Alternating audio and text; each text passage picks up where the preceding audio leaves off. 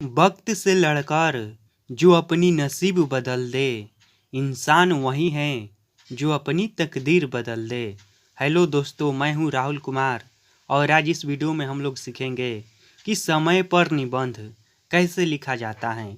देखिए, समय पर निबंध की जो बात है ना, यह बहुत ही महत्वपूर्ण टॉपिक है और इस पर निबंध बार बार परीक्षा में पूछा जाता है। तो आज इस वीडियो में हम लोग सीखेंगे कि अच्छे तरह से समय पर निबंध किस तरह से लिखा जाता है।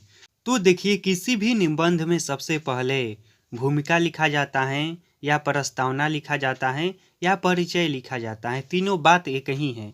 तो इसमें क्या किया जाता है कि जो भी हम निबंध लिखने वाले होते हैं जिस भी टॉपिक पर, उसके जो मुख्य मुख्य बात होता है उसको इसमें 2 से 4 लाइन में लिखा जाता है परिचय के अंदर। तो यहाँ पर देखिए, समय पर निबंध किस तरह से लिखा जाता है। तो हमने यहाँ पर लिख दिए हैं सबसे पहले भूमिका। उसके बाद देखिए इसके अंदर क्या लिखे हैं। कहा जाता है कि समय सबसे बलवान होता है, इसलिए जो व्यक्ति समय के साथ चलता है वही व्यक्ति समाज में ताकतवर बनता है, सफल बनता है। देखिए, समय जो है वह सबसे बलवान होता है, सबसे कीमती चीज़ होता है, इसलिए हमें समय के साथ चलना चाहिए और समाज में वही व्यक्ति आगे निकलता है, वही व्यक्ति ताकतवर बनता है जो समय के साथ चलता है। तो इतना इस तरह से अभी 2 से 4 लाइन में भूमिका में लिख देना। उसके बाद देखिए, एक गो टॉपिक बनाकर लिखना पड़ता है ताकि देखने में भी अच्छा लगे, अच्छा से समझ में आए। तो अगला टॉपिक है इसमें कि समय का सदुपयोग, यानी कि समय का हम सही से उपयोग कैसे करेंगे। तो इस पर समझिए। देखिए, समय के सदुपयोग का अर्थ है उचित समय पर उचित कार्य करना। यानी कि समय का जो सदुपयोग यहाँ पर टॉपिक है उसका क्या मतलब है, क्या अर्थ है कि समय के सदुपयोग का अर्थ है कि उचित समय पर उचित कार्य करना। जो लोग आज के काम कल और कल का काम परसों पर टालते हैं वो लोग जीवन में सफल नहीं हो पाते हैं। और जो व्यक्ति समय का सही उपयोग नहीं करता है, समय को बर्बाद या नष्ट करता है, उसके जीवन में एक दिन ऐसा समय आता है कि समय ही उसको नष्ट कर देता है। देखिए, समय का सही उपयोग करना हम सभी के लिए बहुत ही आवश्यक है, क्योंकि हम सभी लोग जानते हैं कि समय एक बार चले जाने के बाद दोबारा यह किसी के लिए लौट कर नहीं आता है। तो इसलिए इसका अच्छे से उपयोग करना चाहिए। उसके बाद अगला है कि समय की सदुपयोग का लाभ। अब तो हमने यहाँ पर समझ लिए कि समय का सदुपयोग करना चाहिए। अब समझते हैं कि समय के सदुपयोग करने से क्या क्या लाभ होता है।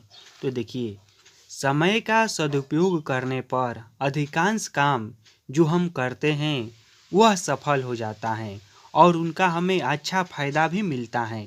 देखिए, कोई भी काम समय पर करेंगे ना, तो उसमें अधिकांश संभावना रहता है कि वह काम सफल हो जाता है। और ऐसा देखा भी गया है कि किसी भी काम को समय पर करने से वह हो जाता है। और यहाँ पर समझिए, समय का सही से उपयोग करने पर हमें सफलता तो मिलती ही है, साथ ही हमारा हर काम आसान हो जाता है और समाज में अच्छा खासा नाम भी हो जाता है। देखिए, समय के सही से उपयोग करने पर हमारा काम भी आसान हो जाता है। मान लीजिए हम आज का काम आज ही कर देंगे, कल का काम कल करेंगे, तो इस तरह से बोझ नहीं बनता है और हमारा सारा काम जो होता है वो आसान हो जाता है। उसके बाद है कि समय की दुरुपयोग की हानि। अब समझिए कि जो व्यक्ति समय का अच्छे से उपयोग नहीं करते हैं, यानी कि इसका दुरुपयोग करते हैं, तो इसका क्या घाटा है। तो समय के दुरुपयोग करने से कोई भी काम समय पर नहीं हो पाता है और होता भी है तो उसका हमें अच्छा खासा फायदा नहीं हो पाता है। जो समय के पीछे चलता है वह पूरा लाइफ या पूरी लाइफ पीछे ही रह जाता है।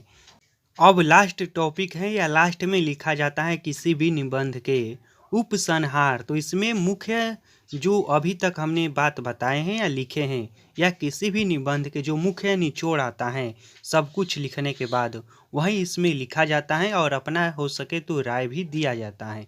तो इसमें हमने लिखा है कि समय सबसे कीमती चीज़ है, समय सबसे बलवान चीज़ है, इसलिए हमें समय को अच्छा से उपयोग करना चाहिए। समय पर हर काम को करना चाहिए और इसलिए कबीर ने कहा है कि कल करे सो आज कर, आज करे सो अब, पल में प्रलय होएगा, बहुरी करेगा कब। यानी कि कल के काम को हो सके तो आज ही कर लेना चाहिए। ऐसा नहीं है कि आज के काम को कल पर टालना चाहिए। समय का सही से उपयोग करना चाहिए, क्योंकि समय बहुत ही कीमती चीज़ है, समय बहुत ही बलवान चीज़ है। समय ऐसा चीज़ है जिसको कोई भी अमीर खरीद नहीं सकता है। इसलिए हमें समय का सही से उपयोग करना चाहिए और समय के साथ चलना चाहिए, न कि समय के पीछे चलना चाहिए।